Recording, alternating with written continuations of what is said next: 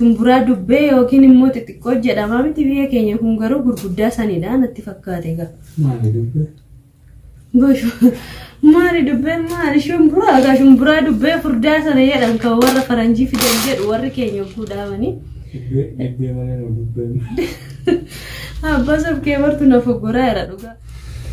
Ashamaa harka fuunee kabajamtootaa hordoftoota waan koo jirraa jirtu bakka jirtanitti nageenyi kiyyaa qilleensarraa isinaa qaqqabu biyya alas biyya keessas warreen jirtan hunda keessanuu har'aa waan ajaa'ibaa waan adda tokko isiniif qabannee dhufnee jirraa anii fi sabkee barkiyyaa jechuudha. Jirtuu jedhin sabku jirtuu haay jedhin jirtuu.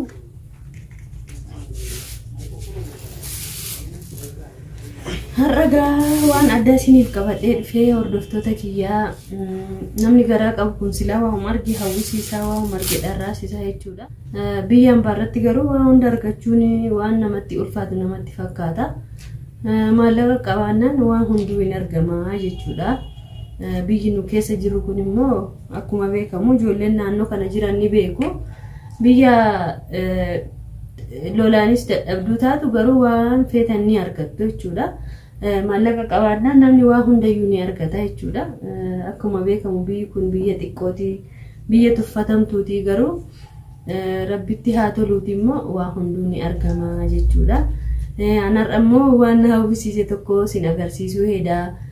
Namni biyya ambaa jiru kun immoo keessattuu ijoolleen mana xalabaa jirtanii waan kana hin argattanii garuu isinillee halaaltanii akkan hawwine hawwi keessan immoo rabbiin biyya keessanitti nagaan sin galchee waan akkasii kana akka nyaattan isiniif hawwaa jechuudha.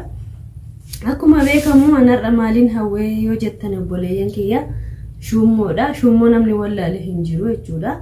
Shummoo yookiin immoo mulluu jedhanii ani lamaan isaa beekaa jechuudha. Kanaafiyyuu shummoon maal irraa hojjetama yoo jettanii an akka beekumsa kiyyaati shummoo bira waan biraallee dalagamuu hin danda'a waan biraarraallee hangaruu wanti hin beeku yeroodhaaf kan beeku hojjedhees kan beeku kan maatiin kiyya soguu godhan argu namoonni hedduun illee kan fayyadaman argu kanumadha jechuudha. Innis maalidha yoo jettanii kana namni wallaaltan hin jirtanii qamadii jechuudha. Qamadii namni wallaale hin jiru. Akkuma beekamu qamadii kiyya amma qulqulleeffachaa jira. Keessaa funaanee qulqulleessee jechuudha. Kana qulqulleessee hunda isaatu jechuudha. Kaan illee hin jira sin agarsiisa kun qamadiidha. Qulqullaa'ee jirallee qulqulluudha. Kanaafiyyuu takkoffaa irratti kunoo qamadii kanaa jechuudha kan sin agarsiisuu fedhe. Qamadii kana kunoo akkuma beekamu akka biyyaallee ta'uu baatu garuu Oma jechuun miti immoo fayyadamna jechuudha. Garuu aga biyyoo fi wanti gahu hin jiru. Agasiyyuu immoo argachuufu rabbiin haa galatamu isiniin jedha obboleeyyan kiyya qaqqaalee. Itti aansee immoo waan isin agarsiisu kun immoo kunillee walumatti godhama jechuudha. Shummoon gosa tokkoon hin godhani gosa hedduu godhani. Kanas immoo namni wallaalchan jirtu jedhee yaadu. Kuni shumburaadha jechaadha. Shumburaa dubbee yookiin immoo xixiqqoo jedhama miti biyya keenya kun garuu gurguddaa sanidha natti fakkaate gaa. Maali dubbee? Maali dubbee maali shumburaa dubbee furdaa sana jedhan kan warra faranjii fidan jedhu warri keenya fuudhamanii. Dubbee malee nu dubbee. Abbaa sabkee bartu na foggoraa jira dhugaa. Akkasuma beekakaa shumburaa gurguddaa fi shumburaa xixiqqooleen ni jirti. Isaan keessaa kun gurguddaan natti fakkaate gaanii akka beekumsa kiyyaa isiniif ibsa. Maalumaafiyyuu kun kana jechuun shumburumaa jechuudha. Shumburaa namni wallaaltan hin jiru. Shumburaa kanas qulqulleeffadhee jira jechuudha. Akkuma beekamu shumburaa kana qulqulleeffadhee qamadiillee qulqulleeffadhee isiniin jedha. Amma yeroon keessa jirru yeroo ganna bacaqii keessa baanee gara birraatti deemnudha jechuudha. Akka biyya keenyaatti jechuudha. Akka lakkoofsa Itoophiyaatti illee jechuudha. Kanaafiyyuu ogguu birraan bariitee maaltu maali jechuu ni dandeessu namni birraa wallaalee hin jiru. Keessattuu ijoolleen baadiyyaa ni beekna jechuudha.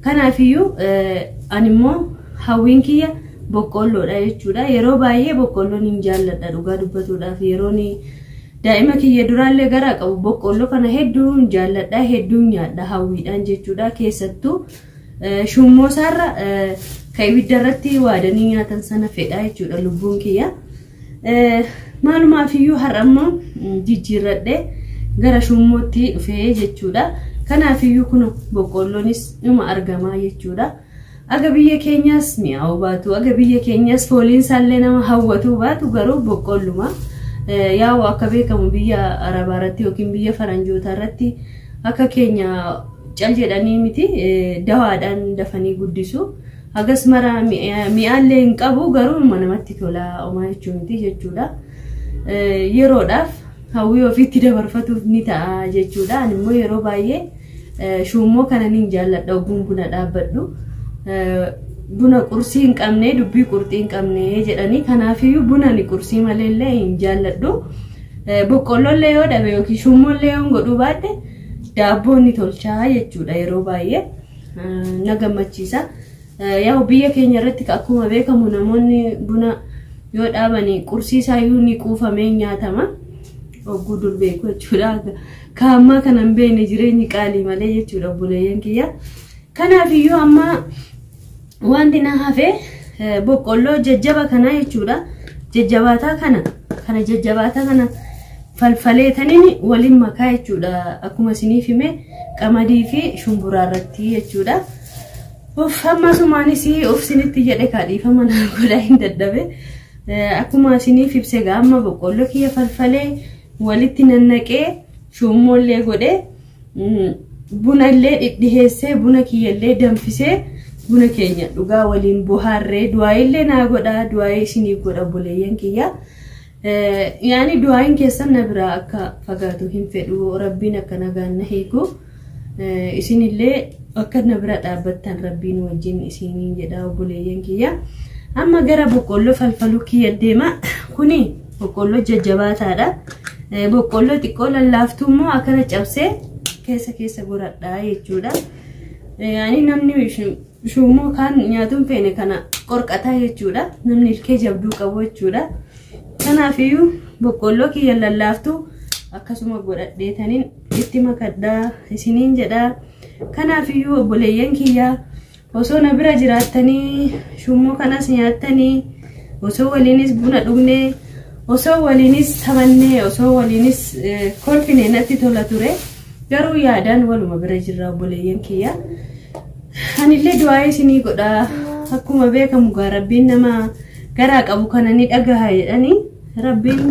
yaadaaf muraada keessan isiniif haa guutu yeroo hunda isin eebbisa dhugaa isinillee yoo na dagattan ani isin danagadhu obboleeyyan kiyya ijoolleen na jaallattanis ijoolleen na jibbitanis hundi keessanuu yoo isin mufachiise namoonni isin mufachiise yoo jiraate dhiifama naa godha yaada keessanis komantiin naaf barreessa maaliifiyyuu badii dalaguun ni mala namni qulqulluun hin jiru namni ni dogoggoruus ni danda'a dogoggora kiyya irraa immoo kan na deebistan isinidha obboleeyyan kiyya kanaafiyyuu kana yoo yaadattan egaa biyyatti akkanatti ni shummoo goona jechaadha